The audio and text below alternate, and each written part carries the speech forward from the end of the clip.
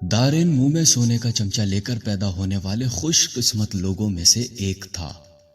دولت، نوکر چاکر سب اسے ورثے میں ملے تھے۔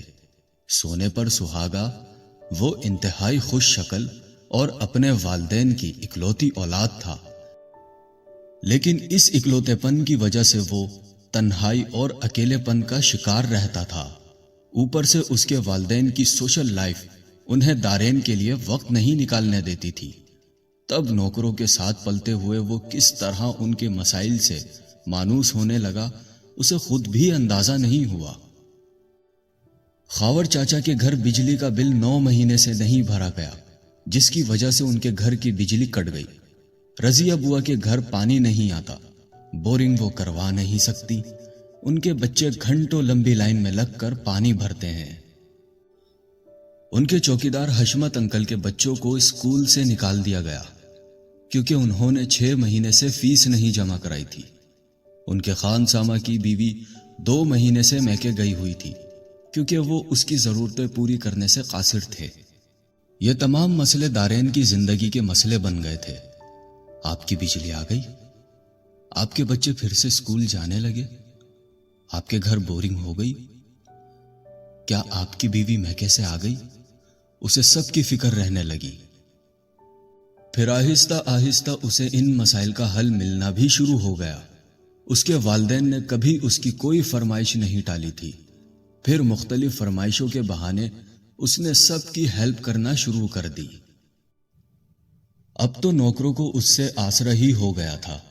پہلے جو باتیں اسے گھما پھرا کر بتائی جاتی تھیں، اب اس کے سامنے دکھڑا گایا جانے لگا۔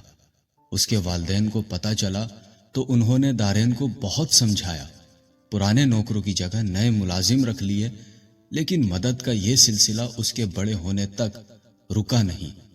ہر بار کسی کی مدد کر کے اسے سکون کی جو دولت حاصل ہوتی تھی، وہ اس کا عادی ہو چکا تھا۔ جب ایک پلین کریش میں اس کے والدین دنیا سے رخصت ہو گئے، تعلیم مکمل ہونے تک وہ اپنے رشتہ داروں کے گھر شفٹ ہو گیا۔ دارین امیر، پرکشش اور خوش شکل نوجوان تھا۔ اس کے والدین کے انتقال سے پہلے اس کے کئی رشتہ دار اسے اپنا داماد بنانے کے خواہاں تھے، لیکن جب اس کے رشتہ داروں نے اس کی فراخ دلی دیکھی تو انہوں نے اس کے لیے اسی کے جیسی کسی لڑکی کی تلاش شروع کر دی تاکہ تعلیم مکمل ہوتے ہی وہ اپنی نئی زندگی کی شروعات کر سکے۔ تب ان کی نگاہ انتخاب ابیشا پر پڑی۔ ابیشا ایک سوشل ورکر تھی۔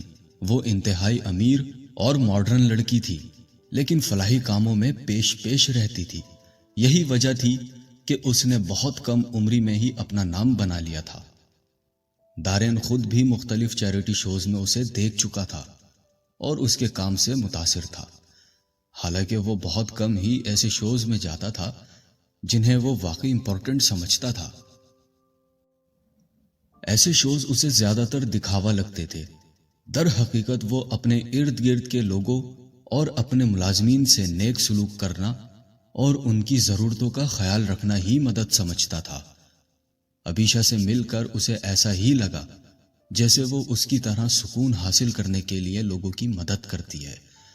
وہ نہیں چاہتا تھا کہ اس کے ماں باپ اور باقی رشتہ داروں کی طرح اس کی بیوی بھی اس پر روک ٹوک کرے۔ اسے اندازہ نہیں تھا کہ ابیشا اس قدر شقی عورت ہے۔